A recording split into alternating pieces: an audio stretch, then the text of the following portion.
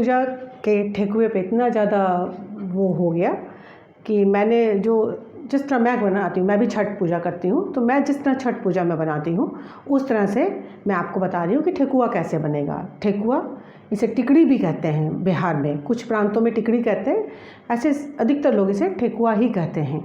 छठ पूजा का ठेकुआ आटे से ही बनता है, लेकिन इसमें जो पूजा में चढ़ता है उसके लिए स्पेशली गेहूं को धो के सुखाया जाता है, उसको दरदरा, एक ही दिन चक्की धुलती है, उसी दिन वो पिसाता है, दरदरा कूटा जाता है, वहाँ बोल दिया जाता है कि हमें ठेकुए के लिए चाहिए, तो उसी हिसाब से आपको गेहूं रेडी करके देता है, उसका आटा, आप उसको बनाया जाता है। मैं ठेकुआ बना रही हूँ जैसे मैं छठ पूजा में बनाती हूँ, ठीक उसी तरह से। फ़र्क बस इतना है कि मैं रिफाइंड में तल के दिखा रही हूँ। छठ पूजा में देसी घी में ही ठेकुआ तला जाता है, और वो काठ की लकड़ी जो होती है, जो काठ होती है, लकड़ी होती है, उसके चूल्हे पे बनता है। पर आप घर में इसको अगर गैस पे बना रहे हैं तो आप रिफाइंड में भी बना सकते हैं। रेगुलर यूज़ के लिए घी उतना यूज़ नहीं किया जाता, पर छठ पूजा में घी ही बनता है। तो कैसे होगा वो देखिए, मेज़रमेंट बता दे रही हूँ। ये तकरीबन 1 किलो आटा है। इसका मेज़रमेंट हम ऐसे ही रखते हैं क्योंकि हम 5 किलो, 10 किलो, 15 किलो इस हिसाब से बनाते हैं। तो 1 किलो आटा है, उसमें सबसे पहले आप डाल दीजिएगा चीनी। ये तकरीबन 400 ग्राम चीनी है। आपको चीनी अकॉर्डिंग टू टेस्ट भी डाल सकते हैं, अगर आपको कम चाहिए तो कम। इसको आप ऐसे मिक्स कीजिएगा तो आपके हाथ में चीनी आनी चाहिए। ठेकुए में यही चीज़ होता है कि चीनी आनी चाहिए। चीनी आने का मतलब है कि आपको परफेक्ट हो गया है। मैंने 1 किलो में 400 ग्राम चीनी रखी है। ये देखिए हाथ में चीनी आने लगी। अब ऐसे छुइएगा तो चीनी आनी शुरू हो जाएगी। अब इसमें डालेंगे सौंफ, मोटी सौंफ, इलायची कुटी हुई,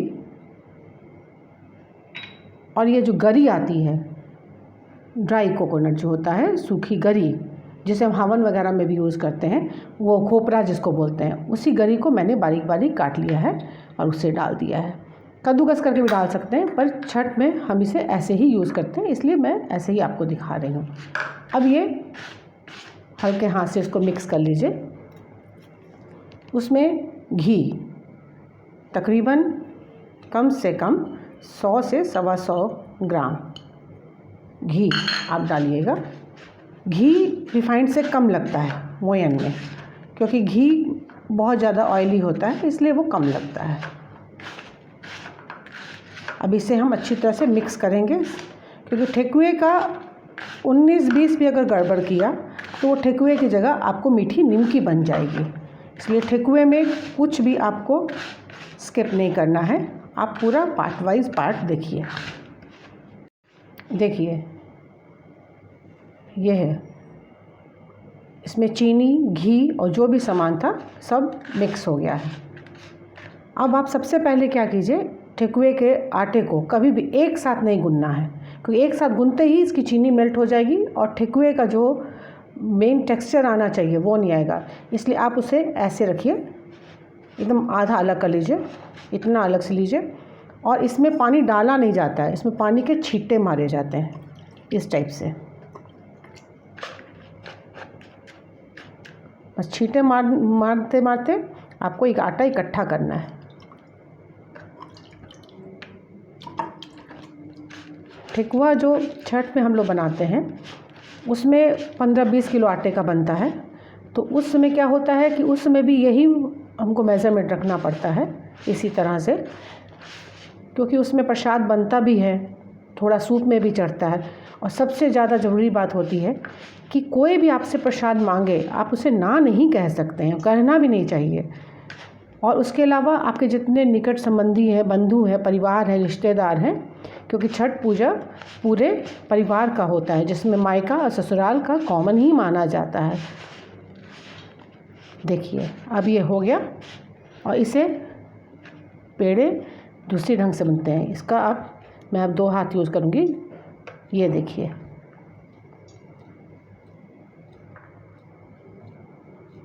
ये हाथ से जैसे ही आप दबाएंगे इसकी चीनी मेल्ट होती जाएगी। देखिए इस तरह से। और इसके बाद इसको बनाना जो है वो मैं बताती हूँ आपको। इस टाइप का सांचा पाया जाता है। ये मेरा पूजा वाला सांचा नहीं है, ये मैंने रेगुलर यूज़ में सांचा रखा हुआ है वो है।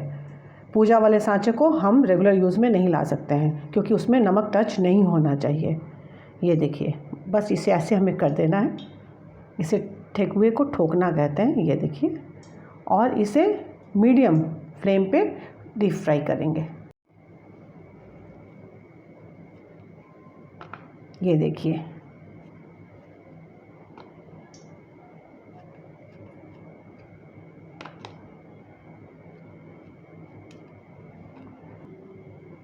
अब हम, ये टिपिकल बिहार का स्टाइल हुआ जो हमने दिखाया। अब हम इसे फ्राई कर डालिएगा। उसमें आपका फ्लेम थोड़ा हाई है। जैसे ही आप ठेकुआ डाल दीजिएगा, बस उसके बाद आपने फ्लेम को मीडियम कर देना है। ये देखिए, इस फ्लेम में ठेकुआ तलाएगा।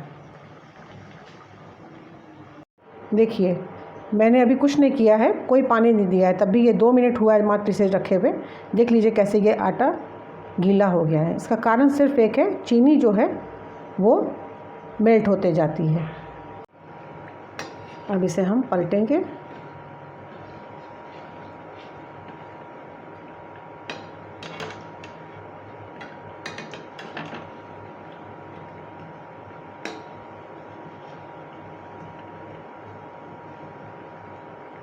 से टाइम लगता है बनने में, पर जब ये बन के तैयार होते हैं, यकीन मानिए आप बाज़ार की कुकीज़, बिस्किट, जो भी चीज़ें हैं वो खाना तो छोड़ ही देंगे। इसका एक प्लस पॉइंट ये है कि ये हेल्दी भी उतना ही है क्योंकि ये आटे का बना हुआ है, इसमें मैदा वगैरह नहीं है, और जितनी चीज़ें यूज़ की गई हैं वो सारी की सारी बहुत ही हेल्दी चीज़ें हैं।